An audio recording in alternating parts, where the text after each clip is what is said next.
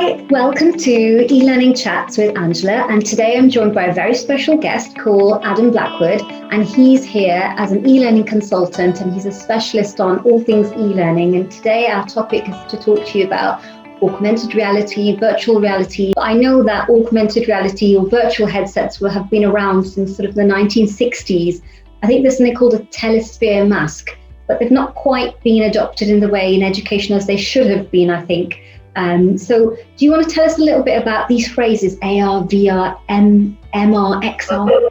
Yeah, I've got a couple of little slides to explain the differences really between virtual reality and augmented reality, because people often get the technologies kind of mixed up. Imagine that you can see something in the field. So the example I gave the other day was about a cow. So you see a cow in the field, you know that that's real life. If you see a cow in the field, and you can see some digital tags above the cow using something like your mobile phone to see the cow. So you get a view of the cow, and you can see that it's enhanced through your phone. You've got some digital tags explaining that this is a cow, and the soil is a particular type of soil and so forth. Then that becomes an augmented view of the real life. So that's augmented reality. That's having some digital overlay on top of on top of one of your devices. Okay. Yeah. So that's augmented reality. And then virtual reality is having, here's a headset that I've got beside me. So if I were to view the cow wearing this headset, so that the entire cow is produced using digital technology, that is virtual. It's a virtual cow. The whole thing is digitized. So what headset is that you've got? This one is a Samsung Gear. Okay. And going back a few years, this is my old. I'm kind of nostalgic to it, but this is my original Google Cardboard. It looks well loved. You've used it a lot. I was excited when I had that. What did you use the virtual reality headset, the Google one? What did you use that for? Was that with any special apps that you used? Yeah. So if you just want to look at the virtual reality experience and augmented reality experiences, you can get these sort of cardboard versions. You can get slightly more robust versions than this. So this is a plastic version, which you can get on Amazon. You can get all sorts of these headsets, and they cost from about £10 to £30 and so forth. And they just allow you to insert your phone into this little slot here, and then it becomes a little headset using your mobile phone. So Google have something called Google Expeditions, which is their kind of big platform for pushing out lots of educational resources for VR and AR experiences. So if I wanted to bring, a life-size model of a virus into this room, I can do that, and I could have it in this room, and I could walk around it. Did you say virus? Yes. Okay. And they have that. I know they have that model.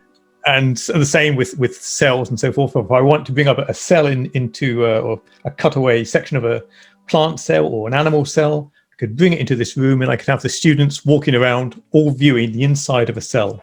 So very safely, in a safe environment. Yeah. What are some of the ways that you've seen virtual reality being used for teaching for learning? Well, in some of these ways, it's a common way is actually to have tours. So you can have tours of locations using Google Expeditions. So you can take people on geography tours to literally anywhere on the planet. And then you can have tours inside buildings. So if I want to go and visit a gallery or the Guggenheim or the Louvre, I can go there in virtual reality and experience that, walk around the gallery and view the paintings. And one of the nice experiences, and there are loads of these sorts of things, but one of the nice experiences is to walk through a gallery app where you can step into the paintings. So if I want to step into Van Gogh's Starry Night in VR, you can do that. You can walk up to the painting, and then you can step inside it and see what it's like from the other side. And then you can have some kind of rich discussions about what the artist was trying to achieve and what these points are in the distance and so on. So in sciences, it's been used for scientists to work on molecules remotely. So you can have scientists on either side of the planet looking at a molecule, a room-sized version of a molecule, and interacting with it and picking it up and moving it around in virtual reality.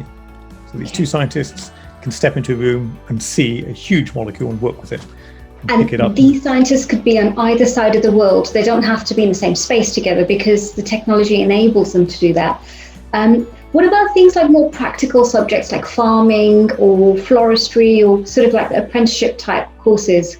Yeah, so in farming, there's actually there's a nice Australian company called, I think it's called Farm VR. They produce lots of learning VR experiences using 360 cameras. And I have one located here. So this is an early version of a 360 camera produced by Samsung.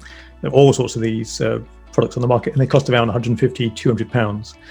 But the company called Farm VR produce really nice videos of these cameras located on tractors and on the trailers and doing farm operations so that you can just see what their experience is like. And those videos, if you want to view them, you can just go onto YouTube, search for something like 360 videos, and you'll come across a huge plethora of learning materials there.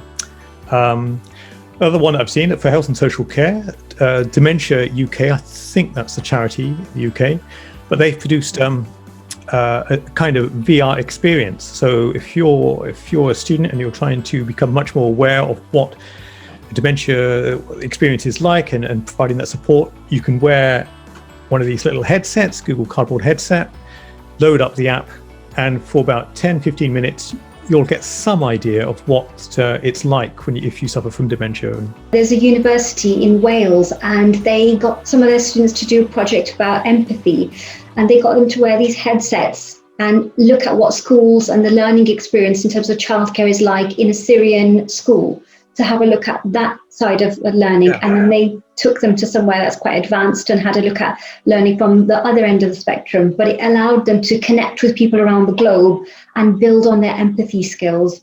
So that was something that really helped people to open up a whole new world. I think that's very important. The idea that it connects you, it builds up those empathy skills. I mean, I've talked about dementia and the like. There are apps that allow you to experience what it's like if you're blind or suffering from visual loss. So there are these apps that allow you to experience things that you cannot bring into the classroom in any other form. It's a huge leap forward, in learning, to go from the textbooks that I used to learn from to be able to go to really experiencing different cultures, different accessibility issues, and so forth.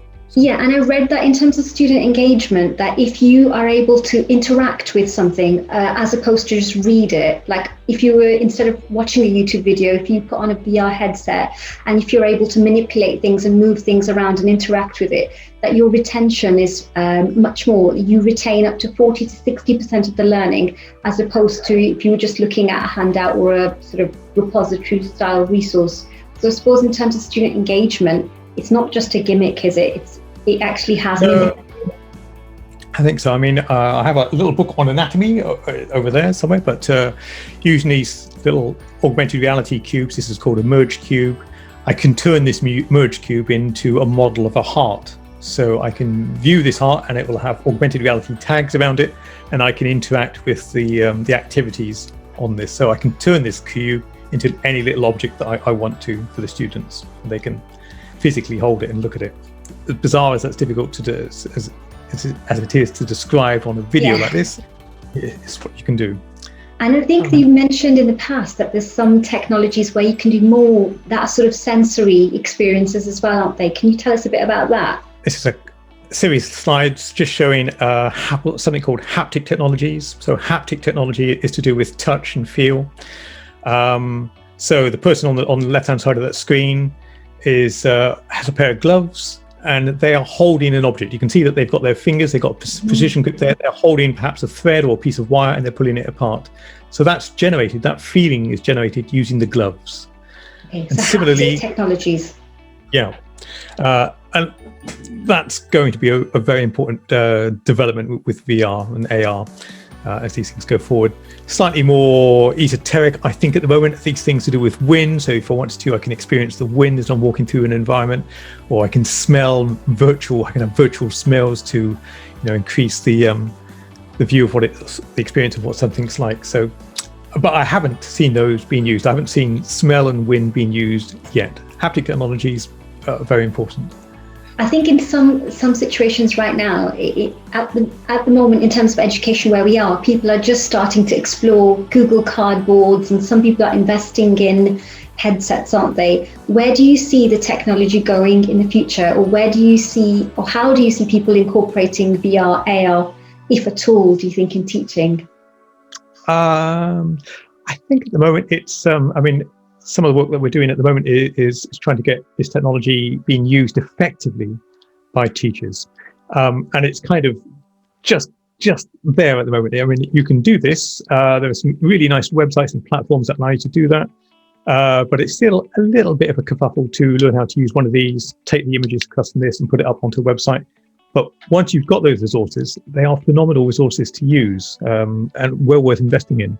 And I think that over time, our use and the commonality of these objects. On my back of the screen here, you've got something which is going to be a big Christmas present, I think in 2020, the little Oculus Rift or Quest thing. Yes.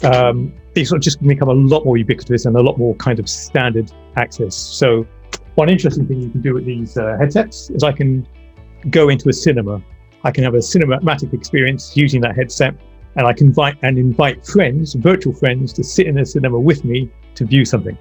I think I've seen a concert actually where you put the headset on and you feel like you're standing on the front row and you're experiencing things live, like sound. You have sound coming from different directions. I think that was with the Rift, the Oculus Rift. Importantly, at the moment, with all the businesses and industries looking to change how they provide the services to people in education, the use of these technologies has just ramped up.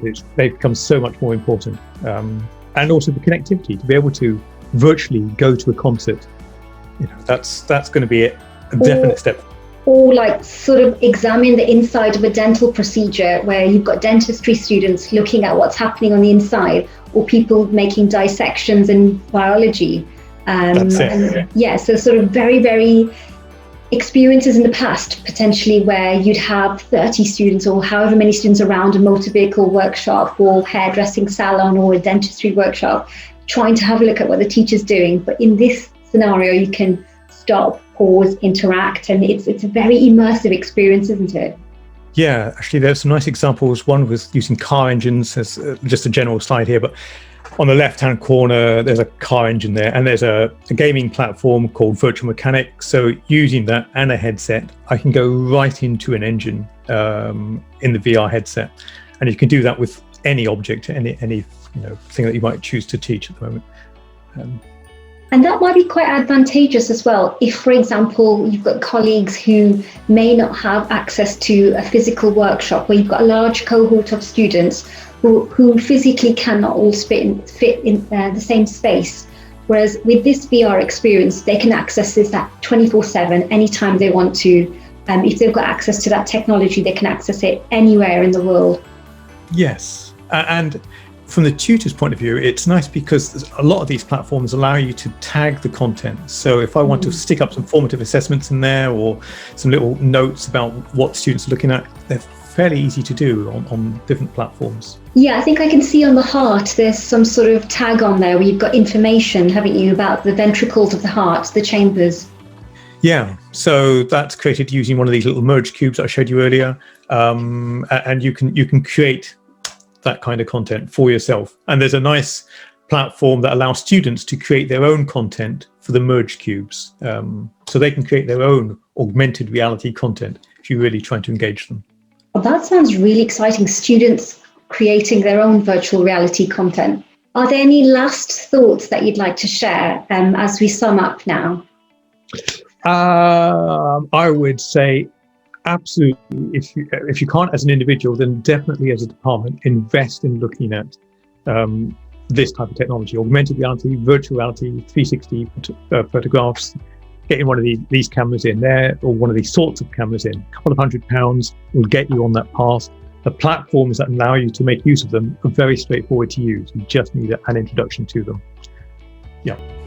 Okay, thank you so much for your time, Adam. Thank you so much for coming on to share your ideas about virtual reality. It's been really interesting, very enlightening having your thoughts. Thanks very much.